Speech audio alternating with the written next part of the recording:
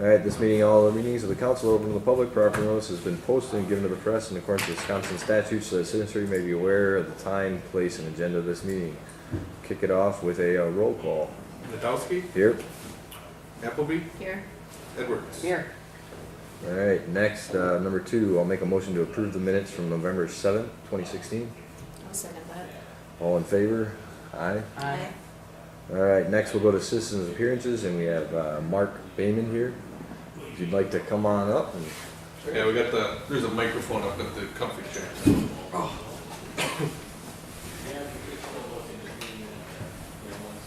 Push any fancy button here, Ian? No, it should be, as long as the base is lit up. Yeah, we're good. Okay, good.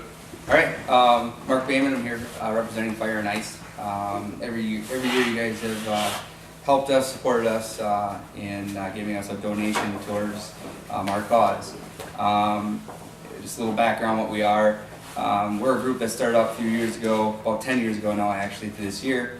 But it's just a group of individuals that got together to try to raise money for organizations that couldn't necessarily do it on their own. So we got together, we pulled it, we put this event on, and it allows us to take money from several different areas, you guys is one, and pool it and create a big event. This event has gotten bigger and bigger every year for us, and it's just allowed us to give out money, a large sum of money. Over the past 10 years, we've given out over $75,000 to different groups and venues throughout the county. Actually, it's the city. A lot of locals, the high school, the clubs, FFA, OPAC FFA, just basically any club that wants to be involved is allowed to be involved. So it's a great thing. It brings a lot of extra business to the city. I know the Hitchy Post and the gas stations are all loaded with people coming in and out, and really not too much ruckus in town as well. So that's always a good thing. But just want to once again ask for you guys' help and support, and see if you guys are willing to give us a donation once again this year. So. okay. Just a quick note, we do have a note in December. Typically Fire and Ice and Mark has come. It's a donation, but it's also an ad. Correct. In the brochure. And going back to when I first started, one of the thoughts that the council had was, instead of having all these other groups come and ask for $50 or $100, that I believe was $800. Yeah. I'll double check on that, but the council at the time had sort of viewed that as that's $800 that then gets reinvested back to these other groups too. And so it's advertising. You can call it a donation. It's contribution. Sure. Yes. We would have it on this agenda. I can apologize on that. The note is we put it on the full council agenda to be reviewed and discussed. But with Mark, typically we had him come to the finance committee. Sometimes I think you've gone to the full council then too. First that time does double first time duty I or asked, whatever. yeah. Yeah. So Okay. Do I we don't need to see an make issue with do we it. need to make a recommendation out of the council, or is it okay with just being on the I think agenda? what we'll do is we'll put it on the council agenda, recommendation on Fire and Ice contribution. Okay. Because I do apologize, we would have otherwise had that here. So, Okay. but yeah, I appreciate you coming. Yes, I appreciate Yeah. it. So, thanks again. Thanks for the time, Mike. Thanks for coming, Mark. You betcha. Thanks. Thank you. All right. Next we have Bob for the Weyauwega Lake Group. Evening, everyone. How we doing? How are you? Hi, Bob. Hi. Yeah. Oh, excuse me. That was an interesting meeting, the last one. Yeah. Having been on the county board several years ago, it's really interesting to know local government functions. Quite a challenge at that time. And I was on there for 6 years in the early 90s. I don't know exactly where to start. I think I'm going to start here. Just pass this around for you. You've got time, right? Just pass around. Just a little article in the paper to show that how involved I've been personally over the past decades. In '91, I got on the county board and I got involved in setting up a water quality program, which is still intact to this day on the county level.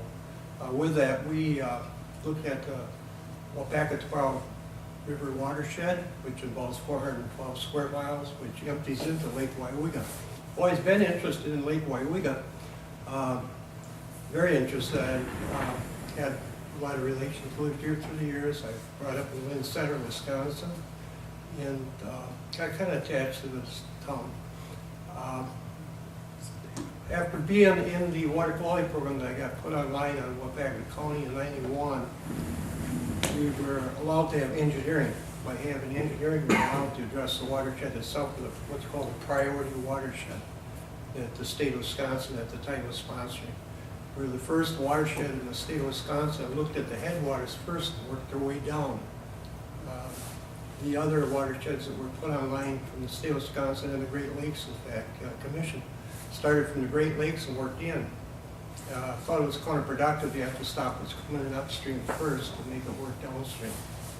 This lake right here, this impoundment, actually has to carry whatever sediments come in, or whatever comes in from upstream ends up there, because you put what's called a dam in the river that slows everything down and it settles as soon as it hits this Weyauwega area.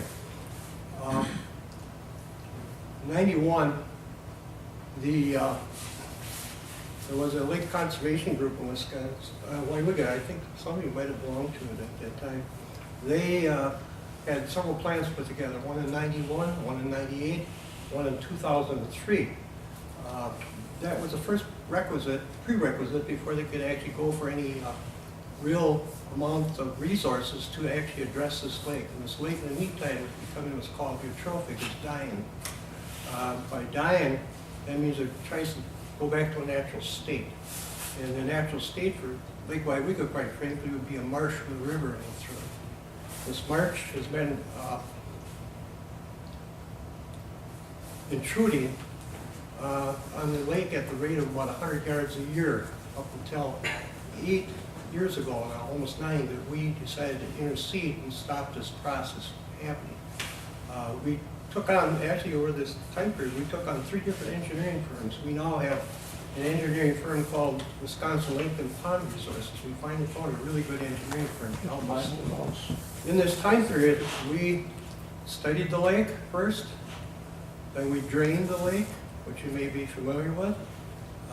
Then we kept the lake drained, which many in the local community didn't really like because they didn't understand. We were looking at the science of this to see what would happen, see what would happen in the future, see what we could do with this lake in the future. Then we refilled the lake 3 years ago, I believe it was. We restocked the lake.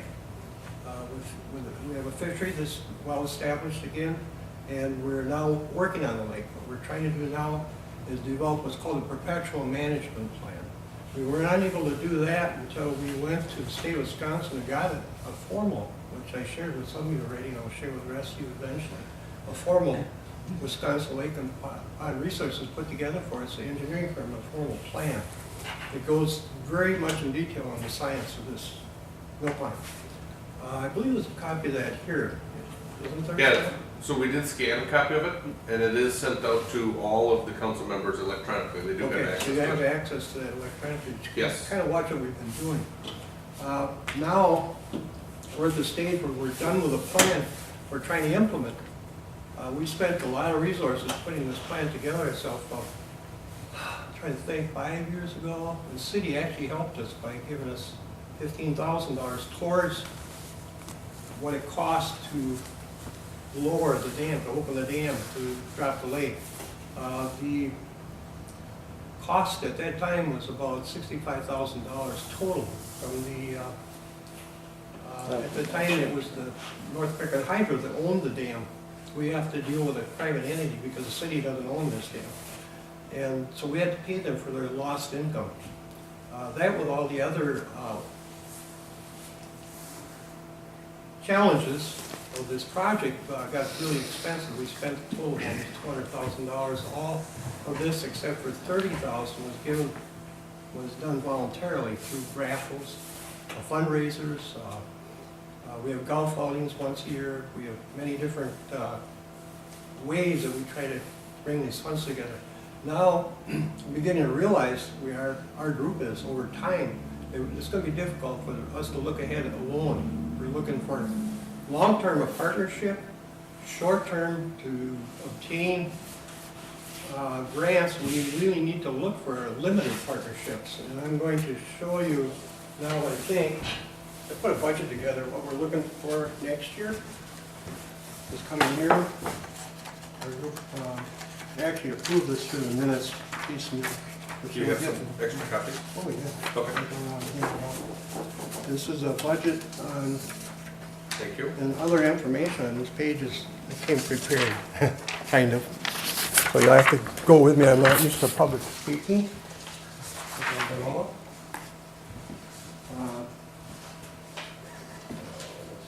Now on this budget, it kind of lays out some of the short-term planning that we're involved in, what we plan on trying to do this year. That's our goal.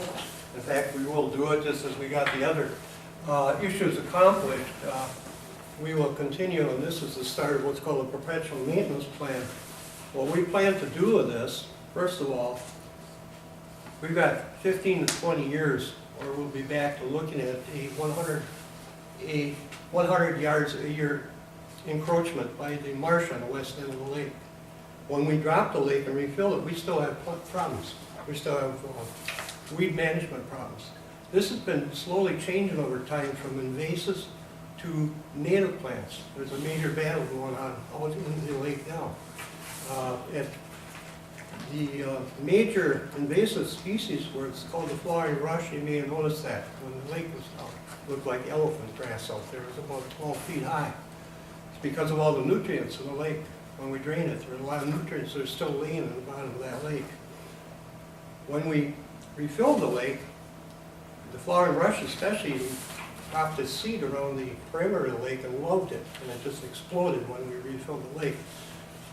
Since we refilled it, that was 3 years ago, the flowering rush is starting to drown out because it can't survive in deeper water. And by the way, we gained 1.89 mean feet of depth in the lake by dropping it. So we made the lake deeper by dropping it. That was a good thing. We cleared the channel. The main channel is wide open now. Down to the bedrock, down to the original channel coming through the lake. We established the new channel on the south side of the lake and reopened the springs on the west end that have been open for 125 years. So the water temp is colder now in the lake, which means the fishery is going to be healthy. There's going to be great fishing there in 2 years. We done a lot of good things. We still got a lot of challenges ahead. Like I said earlier, we have to set up what's called a perpetual management plan, because otherwise it's a losing battle, because we still have things, even though we were successful in getting engineering set up on a county level to address what's coming into the headwaters and what's coming in from upstream. You're still going to have the load of sediment coming down. We're in the process of studying that and seeing how much. For example, I took water samples with a DNR all the way up to Cobtown. It's called west of Weyauwega this year. And other people from me took it up, all the way up into the headwaters. We want to see how successful the water quality program was that we originally got set up when I was on the county board. That program we feel is fairly successful. We have what are called best management practices on the agriculture component that was set in place because of our engineering that's now becoming mandatory throughout the state of Wisconsin. We've had, on the water quality program itself, several other states copy it, including Alaska, and a couple of European countries actually copied and pulled out a lot of the things that we had in the water quality program. But the reason I'm interested in Lake Weyauwega, first I planned on retiring here eventually. Secondly, I owned a piece of land on the south side of the lake, so I had a direct interest in that. I've since sold that to my daughter for personal reasons. My wife loves where we are now, doesn't want to move, and I haven't been able to convince her yet. But secondly, it's an interesting body of water to study from the standpoint of science. And I don't know if you realize this, but we have 7 endangered species, for example, that live on this water body. The black tern is just an example. It's a bird that only lives here and then on a part of Lake Poygan in North America. It just doesn't go anywhere else. We have 2 endangered turtles. We have 2 endangered fish. We have a clam that's endangered that live here. In fact, there's one mud minnow that the only place in North America that it's ever been cataloged is here in a lake in Georgia. So we got some real possible, so we have some real resources here we need to protect. And it's a migratory pathway for ducks and geese and swans. We have thousands of swans on the west end of the lake every year. The eagles will live there. Anyway, I'm kind of, from that standpoint, kind of a tree hugger, but on the other hand, I'm a very practical person. What are we going to do with this water body? Well, I don't like to see it become a marsh again, because if it does, according to our engineering firm, in about 20 years, we're going to end up with a river going through with a marsh on each side, a mosquito-infested marsh, of course. The mosquitoes love it. We will have problems that you didn't expect occur, that with a proper management plan in place, you can not only prevent, but we can improve that lake. It's never going to be a water skiing lake again, but it certainly can be a great lake for recreation. In here on the proposed budget, you may notice that we have youth fishing listed. For example, I'm working with the local high school. They're very much involved with me in establishing in their curriculum a youth fishing program on the lake, which I want to implement this year. I'd like to see a kayak implementation area set up, hopefully on the north end of the lake, where I'm getting ahead of myself a little here, but where the city actually owns land. There's a road that goes right down to the water's edge, which would be beautiful for putting kayaks in, but that is one of the areas that there's still a flowering rush problem. And what we're proposing to do, and in fact our engineering is going to go for a grant for us. These grants have to be submitted in February. That's partially why I'm here. I'm looking for ultimately a partnership, but short-term, a third-party partnership. And I'll explain that to you. With this grant that we're looking for, we are proposing through him, and by the way, they're an excellent engineering firm. They're really giving us results from the standpoint of science as well as from a practical standpoint. We want to establish 4 2-acre demonstration areas on the north end of the lake. One of them would be, coincidentally, right there where Joel Boshinger, his name Borger, is, yeah. Borger, owns property. That's it. And that happens to be the spawning beds for bluegill. And we want to try, and it's been pretty much ruined by this flowering rush infestation. And we want to take that as a sample area to establish 3 separate 2-acre plots there, demonstration plots, which we'll use probably herbicides 3 years in a row to see if we can eliminate the flowering rush. Along with that, we want to take a 4th 2-acre plot, probably on the south side of the lake, probably the hitching post, because that's such a visible area of the lake for a demonstration, and do a school-involved, labor-intensive removal of specific invasive plants, and then replace them with lily pads, which are native. The other thing is, on the lake itself, we wanted to watch for another year. If you notice in this our projected expenses, we're going to do another, I hope it's here, I'm sure it is, plant survey. They cost us about $3,000 a year, and it seems to increase at about 5 to 10% a year. We found, I must say accidentally, that by doing the plant study this last year, it gave us unexpected results. Things are changed out there dramatically. Instead of the invasives taking over, a native plant called the Lydia is trying to take that lake back over. And if I look back in phase 1, 1991, Lydia was one of the major plants out there at that time. We feel if we can let that battle go on, and we can do our own demonstration plots and handle what's left, attack the flowering rush, then we will be able to watch what the Lydia does to the curly leaf millpond, we just call it, which is a subversive plant that was trying to take over the lake. We believe the Lydia is going to win, according to our science, and then what we do, the Lydia has a habit of backing off once it takes over. It backs off, so in a couple of years that's going to light up, and then our demonstration projects, if they're successful, then we'll implement the local school kids and do more and more projects, which are pretty much excited about. And by the way, the school's been working with us for the last 4 years doing water samples on the lake and below the dam and up and above the lake and up to Reef Road. We have some of the local school teachers with their class, we have 2 different classes that actually do this. Of course, the experts don't recognize that because they're learning.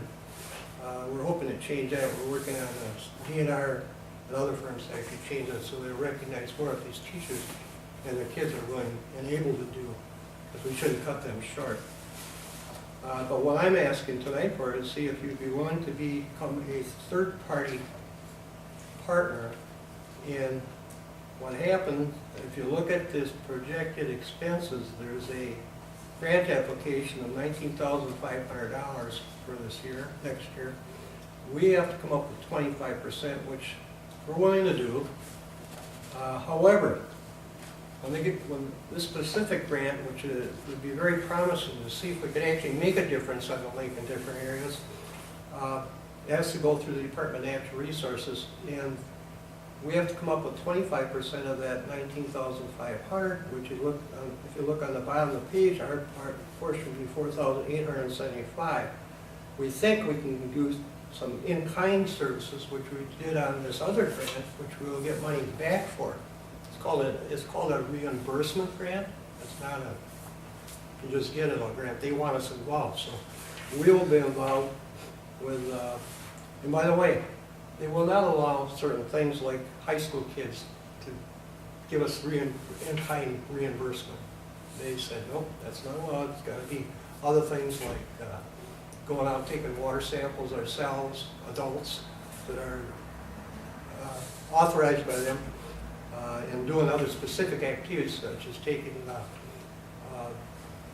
transportation or using a boat, things like that. But with the children, that's on our back, that's our own. But the schools are going to work with us. In fact, they're interested in setting up a curriculum to actually have a formal curriculum, so the future plans involve a lot more than what you're seeing here on this paper. This is this year, because we realize I've been battling this since '91. This problem's been going on since way before '91, and it's going to take another way past my time being on this earth to get this thing back where we want it. So I'm trying to get the youth involved so they can continue on, and that's our primary goal here. In fact, the program itself is going to be more or less built around them this next year and the following years actually. So I'd like to see the city consider doing would be a third party involved with us as a third party, and we were told on this grant process that it's done by points. It's done by a weight system by points. And if we could get a third party involved, we get an extra point. And these grants are so competitive that 1 or 2 points can make a big difference.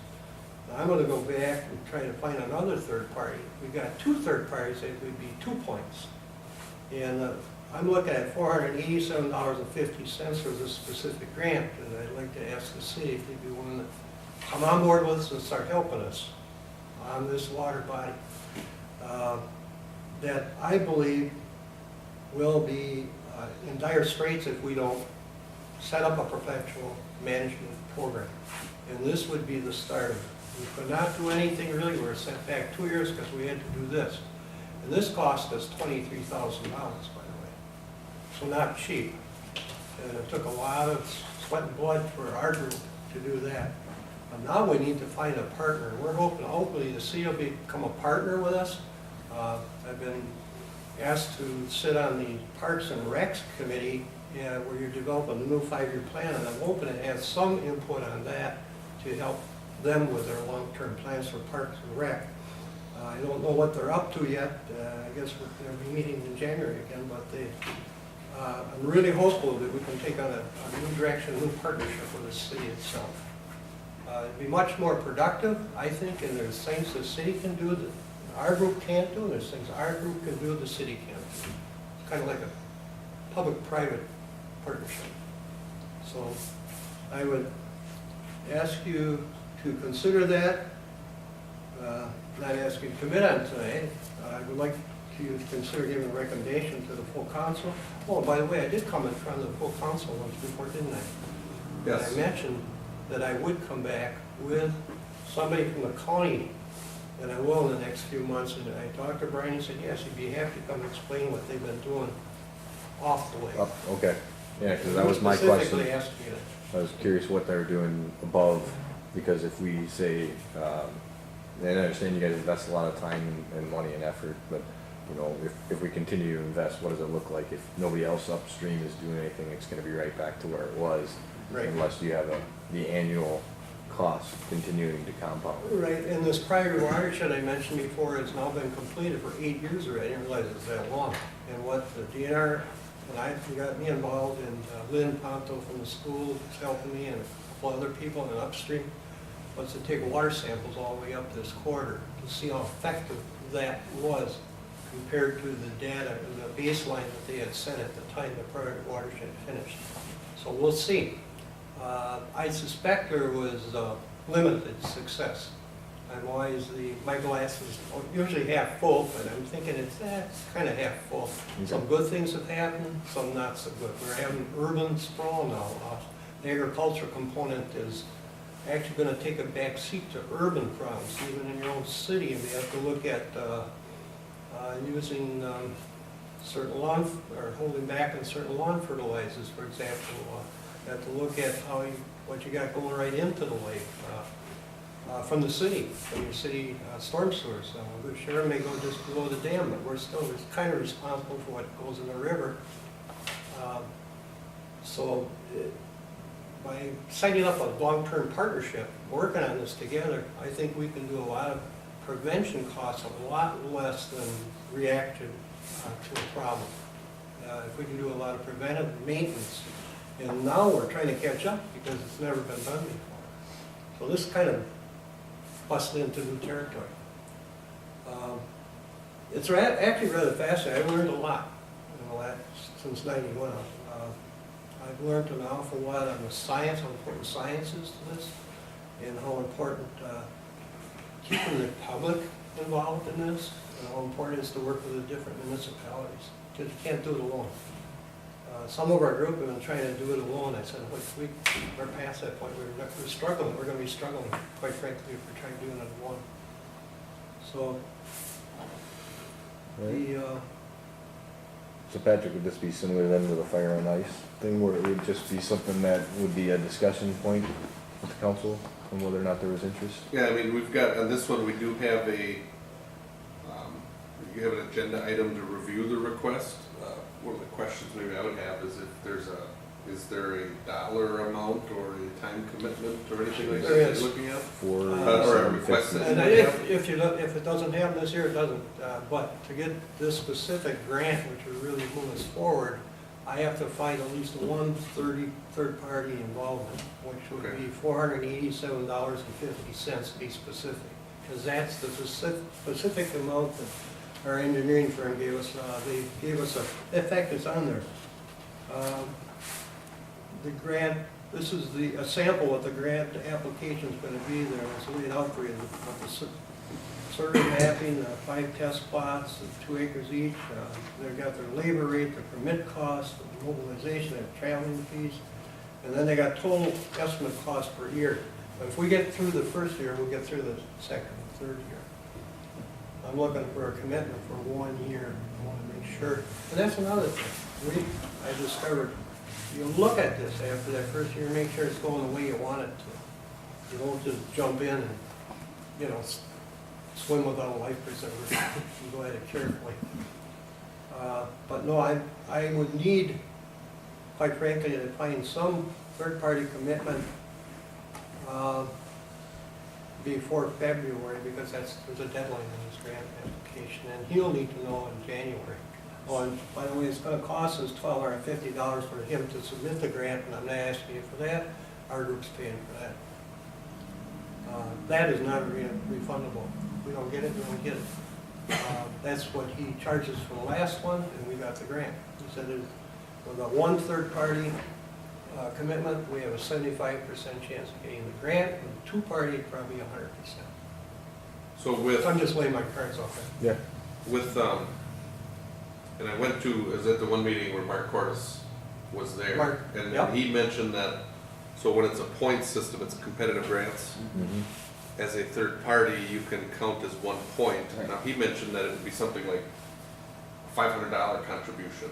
would probably qualify for a point, but Right. I think what you're looking at is the amount that you need to come up with to match, is it 10% then? Is that how you come up with the Right, $487? 10% of the, 48.75, 10% of that is what I was looking for, what I'm looking for. And that's very specific, because we know where we're at. I didn't like the $500, when we made this audit, my wife made this audit, I said, she put $500. I don't like that, I like to be specific. I like that. Yeah, Mark was in general terms, but I think that number gets you a point, which is probably more valuable than just what that number is. Then. Yeah, he gave Is that us fair to all, say?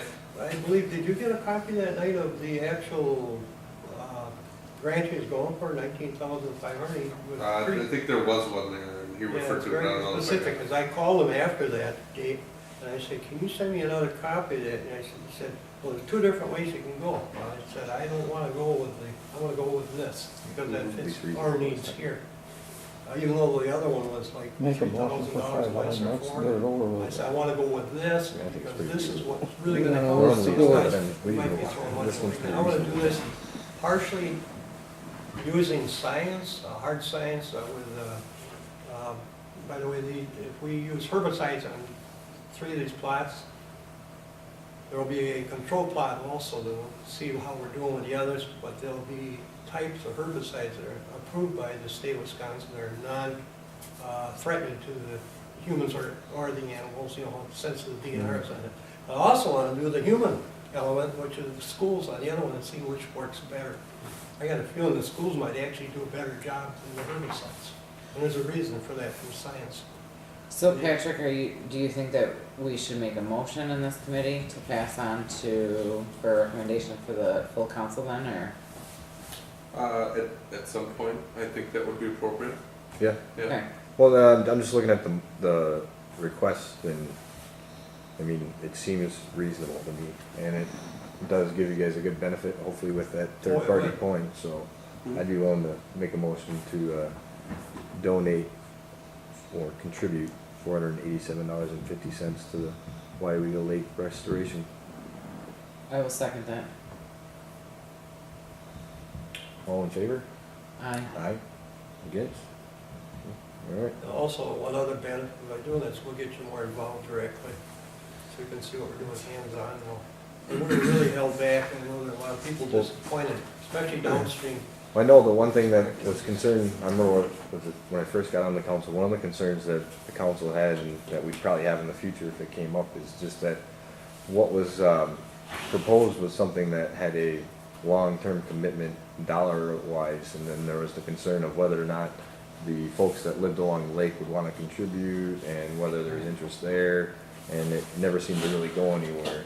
I mean, this seems like a little bit different scenario, but if it came down to that again, that's where I think people would be a little more hesitant. Agreed. But I do like the fact I that remember that. if you're doing all the youth items and getting the school involved, I think that's a But really good idea and in should the long term, we'll hopefully get benefit. everybody involved. And Bob, I hope I'm not insulting you when I ask No, this you're not. question, but have you talked to any migratory bird watching groups? I mean, to get involved in this, you said there's some specifics. I'd have to look back, I believe Ducks Unlimited gave us $500 a couple of years ago. We Okay. had different groups actually donated to us and continue to. The migratory bird watchers will be very interested in this lake. and You I'm might wanna tap into, I mean, that Yeah, would be we my will. thought, tap into Thank them, yep. already working on that. We'll be going back for Ducks Unlimited, for example. Okay. But there are other bird watchers too, but Absolutely. at the risk of, I don't want to offend you, but at the risk of saying too much here, I'd like to see the west end of the lake actually almost be a sanctuary, because we have a nesting eagle pair, Sure, yep, and we have some egrets. We have other things out there that are very unusual. We have penguins come in once in a while, and people will want to watch it, but I this see 'em would at be my nice house. to set up an observatory, perhaps on Yeah. the city land, where they have the kayak. Oops, did I say have? Where Yeah. I'd like to see the kayak landing for them. yeah, It's a great idea, yeah. And it's part of what makes this area beautiful, is we have some unusual things here that other people don't have. right, So Well, thank you being for a asking. fellow lake owner, I own land on the river upstream, And with everything that's been going on, upstream has been affected by everything that's been going on down here. Our Mhm. fishing is gone. We haven't seen fish You around are- upstream in a very long time. The carp that we used to have visiting us frequently no longer come and see us. The depth of the river, as you know, growing up on a river changes every single year. And instead of the deep spots changing, it's getting shallower, and that kind of concerns me. Upstream, Yep, it's getting shallower. it's getting shallower. And where do you own the property? We own all the way up almost towards Reed Bridge. I'd kind of like to see that next summer, spring if you want to. Because it's pretty sad when you used to go swimming as a child and it was knee deep, hip deep, and now it's ankle deep. Yeah. I'd like to look that- at that, and see what's happening up there. I didn't say nothing would change on the tributary at all. Downstream had a problem, just the opposite, they were getting too much mud. But then this year, because we opened the dam, we did what's called head cutting, and I'm just kind of shocked that it didn't head cut up all to Rick Road, because it did when we first opened the dam, it had to, because of the amount of stuff that went down through the dam because of an unusual event called rain. We got 5 inches of rain, if you recall. Well, that's the only time that our water upstream is higher, is when we do have a significant amount of rain. If we don't have rain, then it's very, Like, very look at that. real. That's something else we need to look at, because we're interested in, I am personally, more than just. And the fishing used to be great. There's not Fishing will even, be great again. and That, nighttime fishing, there is no more of that. We used to sit out all night fishing, Well- and that's gone too. yeah, we realized that short term, the fishing would fall apart. The fishing will come back. There were, I don't know what came up when the dam was open, but the experts tried to tell us originally that 80% of the fish go upstream, and we make their way back down. DNR tried to tell us that too. We didn't believe that. We felt 80% went downstream when they opened the dam. I think we're probably closer to correct. However, since the dam has been closed again now, this spring they had an unusual event, and because the river was head cut through the lake, I haven't been up to Reek Road. I haven't been able to get up there yet. I'm hoping to kayak down there this next year and see exactly what you're talking about. So I asked where you own the land. I'd like to get together and see what we can do with that, because that's part of managing. And we knew we had to shock this lake. It was the only way to save it. Otherwise, it would become a marsh. All the experts said within 15 or 20 years, that marsh would have made its way up. And you have to agree with me, it was getting worse and worse and worse. And the Yeah, dam and people there, had, it keeps shifting too, yep, so. the dam people had a real problem with these huge chunks come breaking off and messing up the dam. So they were more than anxious to work with us. So we shocked the lake. We knew we shocked the downstream component, and that's getting back to normal now after 4 years, 3-4 years. This year, they had to open the dam because of emergency. Once again, we had 5 inches of rain in a real short period of time.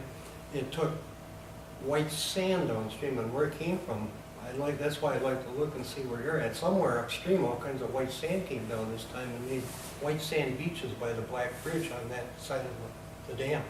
So now, instead of being mad at us, people are real happy down there because they got beaches. I mean, sand beaches. It's really crazy.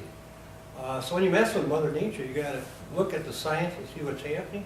And then that's why I'm trying to attempt to do is set up a perpetual management plan so we go look at the problems you have, solve them, but not solve them this dramatically. We'll probably never, at least not in my lifetime, open that dam again like that. We may do some partial drawdowns, but it's entirely different, but not a drawdown.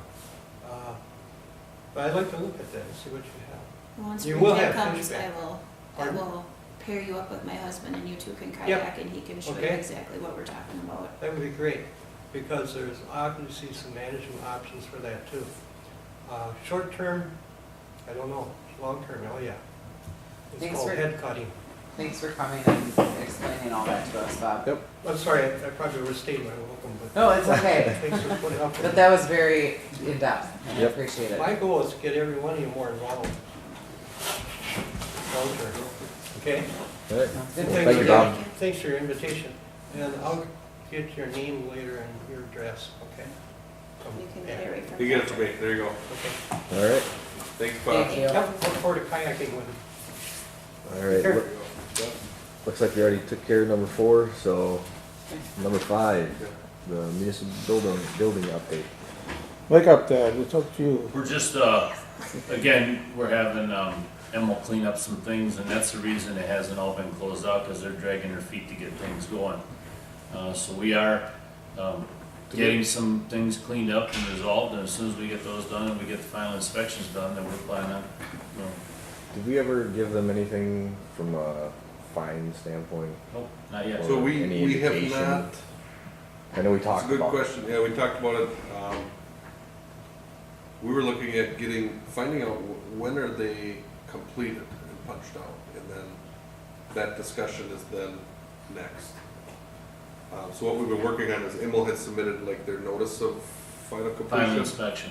Yeah, and they were in here all the way till Friday morning, just a couple days ago, still working on finishing up some punch list things, so. But once they're done, Alright, Yeah, because we haven't paid them for the last couple of months. yeah, you haven't had pay requests for quite a while. yep. Nope, okay. And the thought on that was that eventually they're gonna need that money. Yeah. How close do you feel they are? I'm hoping, I mean, you know, They're we had getting the some last, things knocked off now. yeah, we had the final inspection, Corey came down and went through it, and that was probably a month ago. And then we had Thanksgiving, and they kind of scheduled around that and so forth, so I'm, you know, knock on wood, I'm hoping things are cleaned up before the end of the year, and in January, we're talking about, you know, what's it take to close it out. Okay. Good. Curly came down with his wife to inspect it. Yeah, he stopped in, him and Yeah, he his, came in there with his wife. significant other, I think, is what the word was, but, and then some other couple, they went to Weyauwega, and then they came Oh, and had lunch next door, Alright. stimulating the economy. there you go. Alright, next up we got discussion possible action on, Zempel Okay. claim. Yes. So I read through that, that's the whole fair thing, huh? Yeah, so what we had, at the fair in August, there was a family was attempting to leave the fair, and I'm reading off of what was relayed to me by the fair, manager and the police report. The police report's where we get all the information, factual information, facts as the police had listed it. There was a car that was parked in, triple parked in, and it sounds as though what had happened was there was a family that was looking to leave. What they found was that they were parked in on either side of their vehicle. They couldn't leave. So they went to the fair office. The fair office got a license plate on a vehicle, contacted the police, who sort of serve in a dual role there, because they are our police officers, but they're contracted as private security for the fair. But if they weren't there and you'd had a situation where the police call about a parking issue, then it sort of becomes a general police issue. Either way, we had one of our officers responded. They ran the plates on the vehicle that they had appeared was parked, triple parked, or I guess illegally parked. I don't want to say illegally parked, but the sense was that it wasn't parked where it should be. Sure. And they did get the information on the owner. And from the police report, they did, for quite a bit of time, they had announced over the PA system, will so-and-so who's licensed as this owner, please move your vehicle. After what was reported to be 40 minutes, Yep. vehicle wasn't moved, so the fair then at that time requested the police department to get that vehicle towed. So that vehicle was towed by the request of the fair. The towing charge was $105.50. It wasn't a parking ticket or anything like that, it was just a towing charge. And then the Zempels are the individuals that own the car. And what they did was they have filed a claim with the city, or a notice of claim with a claim. And the claim that they're filing is, from that, they said that they were, I guess, damaged, is the word to use, by the $105.50. They're requesting that the city reimburse them that money. Now, the claim process is something that's allowed by state law. If you look at that form that's in the packet, they've met all the components of what you need to do to request a claim. And so, like I said, they had a narrative in there where I believe they do not believe that they had been parked illegally. And so if that's the case, then they're not sure why they were towed. And if they weren't supposed to be towed, then they don't feel that it's appropriate that they pay the bill. So in this case, they're asking the city because the police department had called out to have the vehicle towed. They're asking for the 105.50. Typically when we get a notice like this, a notice, if you don't settle the claim and we deny the claim, typically then the next step then if somebody wants to collect on their request would be that they'd probably file suit. And so what they're looking for is $105.50. We did submit this through for review, and the recommendation on this is that you deny the claim. Okay. I will agree with For the all, recommendation. Yeah, you're setting a precedent. Yeah. So do we need to Well, make you a gotta do- motion to deny the claim? Yes, I'll yeah, make we'd the be motion. looking for a recommendation on that. Okay. You gotta deny that for a couple of reasons. Number one, city had nothing to do with it. The fair ordered it towed, and when our police are there, they're getting paid by the fair. Yep. So the city is Well, it's- really not involved in it. It's twofold. The officer's not If he gonna have wants the to vehicle file a towed claim, unless file it it with the was fair. the one that was most likely the one that was in Correct. violation. Yeah. Correct. I'll make a motion to deny the Probably Zumbo. recommend. I will recommend to deny the Zumbo claim. I'll second that. All right, all in favor? Aye. All right, next, I'll just go ahead and make the motion. So motion to approve checks 32723 through 32756 totaling $71,141.12 along with the monthly financial reports. I'll second that. And roll call. Nadowski, Aye. Appleby, Aye. Edwards. Aye. All right, next we got Patrick's report. Just real quick. Yeah, Super quick, let me be super quick. Just a couple things so you know what we've got going on. I'll just report on it, because otherwise I'm not sure that this would get out to you through our regular reports, but I'm sure everybody's kind of aware that after the election, there was a statewide recount that had been requested.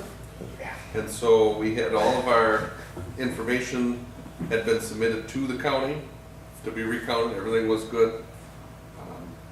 And then it was returned to us now, but in the meantime, I don't know that this has been publicized so much, and I don't say it to politicize it, it's just to kind of get it out there. I guess for lack of a better label on it, they call this like the Stein recount, because the fundraising effort was kind of through her group to pay for the cost of the recount. While all of our records were at the county, we started getting open records requests, and there are at least 2, maybe 3, where people are asking us now to supply them with our reports. I think one of the requests asked for copies of all the ballots. And so one of the things that's out there is the county did the recount, which was, more effort than not was on the county. But now all these communities are getting records requests now too. So I'm not sure if it's, From whom? there's a couple different groups that are out there. And typically we can't ask why or ask who or why. So what we're looking at is, these requests came through when we weren't even really in possession of the records. So we had to give a response that said, hey, you can have that. What we'll probably do in this case is you can either fill a records request and then collect the money as when they pick it up, or collect it after the fact. Or in a case like this where it's probably going to be quite a bit of effort and cost, They you can pay up can first. try to estimate a prepayment and collect prepayment, so that's probably the way we're going. But it's interesting that the recount was pretty public, but the open records requests have not really been. So those are some things that we're working through that take up some time, and that's what we're supposed to do, is be guardians of the records and custodians, I guess is the word. We're working on that. The other thing we're working on is the petition that had been out, that I think locally Dimitri Martin had sort of helped deliver, and then they did have a table set up here on election day. The petition, basically what they're doing is they're asking people to sign on a petition that would ask the city, and I think 8 other communities, Weyauwega, Fremont, Iola, Red Granite, we had all gotten the same petition. They're asking that either the city council pass an ordinance that says anybody who runs for office needs to only collect campaign contributions from their constituents. And so they're asking you, do you, as a petition signer, support an ordinance that says only people running for office can only collect money from their constituents? So that's what the petition says. Are they talking about specific to the city level? Well, that's one of the questions that's out there, because the language on it says people running for office. Cause we're really I hunting mean, down those I don't campaign know, because we're really gonna be contributions. knocking So on doors. it's, again, this is a quick report on it, but, there's that, and what they did is this petition is for direct legislation. And what that means is they submit an ordinance to you, and anybody can really do this as long as you get 15% of the number of voters that voted in the last gubernatorial election, which is 85, I think is what they need. They turned in 116 signatures. They're either asking the city council to pass an ordinance or asking the city council to consider sending it to a referendum for the people to vote on whether that should become an ordinance. So there are a number of questions that we have. We did not certify the petition on the first go around, which was the end of November. And the reason we didn't certify it is because when you do this, you have to have proper form and you have to meet certain things. So obviously we contacted our city attorney and just said, how do we respond to this? The answer was that we needed to respond to them and point out what our city attorney believes are problems or concerns with the form of the petition. And at this point, we cannot comment on whether this is something we can even enforce or whether it's constitutional. But that's probably a question that will come up when this is presented to the city council, if that makes sense, if it's presented to the city council. So that's another thing that was submitted in mid-November. Typically, we get 15 days to respond or certify. We responded and said, hey, there's some problems with the form of this. They get 10 days So to counties then responded correct to it. it, okay. Gave us an opinion, recommendation on how to Okay. respond, and we did. And then they get 10 days to try to correct the errors, and that 10 days ran up on Friday. And we did get a response then. Eventually, I think this is gonna get presented probably to the city council, just as, if nothing else, a reporting. Did they meet their deadline for a response? Yes, They did. they met the deadline. Whether they met the concerns or answered the concerns, that's something that we've got to Okay. review yet, so. So we can table that. Yeah, I mean, it's just a report for right now, but Okay. that's another thing that we're, just so you know, there's these things, budget's done, so we're thinking we Super. could coast a little bit here, but, you know, we've got some things that we're obligated to respond to or to accommodate, and we're accommodating that, so I apologize because a lot of that work's not glamorous, but it's stuff that we're addressing, and it's not that we're too busy or anything like that, but it's stuff we're handling. And then the only other thing I'll just report on quick is that typically the auditors come in December to audit the first 11 months of the year. What they do is they call it preliminary field work, so they'll start to get a good flavor of how we did this year, what we did. And they're coming next week for 2 days, Monday, Tuesday. So they'll be in collecting a lot of our reports and things like that. And then they come back usually February or March for like the final audit. So we've got a lot of busy work going on lately. And we will, if it's not for next week, Monday night at the council meeting, at some point we do have to probably take up some action on that petition. And like I said, at a bare minimum, we'll at least give a report to the full council on. If it's certified, you'd have to take action. If it's not certified, we'll update you on that. But we are relying on our legal advice. And what's interesting is that it sounds as though we're not coordinating a response with other communities. We're probably actually the leader on taking a good legal view on this petition. But among the 6 or 8 others that we know got the same petition, it sounds like there's 3 or 4 different responses.